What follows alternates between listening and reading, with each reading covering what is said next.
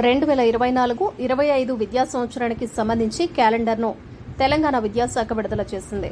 దీని ప్రకారం జూన్ 12 నుంచి రాష్ట్ర వ్యాప్తంగా ఉన్న అన్ని పాఠశాలలు పునఃప్రారంభం కానున్నాయి. 2025 ఏప్రిల్ 23 వరకు పాఠశాలల తరగతులు జరగనున్నాయి. అలాగే పాఠశాలలు ఉదయం 9:30 నుంచి సాయంత్రం 4:45 వరకు, అప్పర్ ప్రైమరీ ఉదయం 9 గంటల నుంచి సాయంత్రం 4:15 వరకు తరగతులు నిర్వహించనున్నట్లు ప్రకటించారు. బెంగళూరు రేవ్ పార్టీ కేసులో టాలీవుడ్ నటి హేమకు పోలీసులు నోటీసులు జారీ చేశారు. ఈ నెల 27న విచారణకు హాజరు కావాలని నోటీసుల్లో ఆదేశించారు. అయితే బెంగళూరు రేవ్ పార్టీలో తన పేరు బయటపడిన నాటి నుంచి హేమ తాను రేవ్ పార్టీలో లేనని చెప్తూనే వస్తున్నారు. కాగా హేమ డ్రగ్స్ తీసుకున్నట్లు సైతం బెంగళూరు పోలీసులు తేల్చారు. హేమతో పాటు 86 మంది డ్రగ్స్ కేసులో పాజిటివ్ వచ్చింది.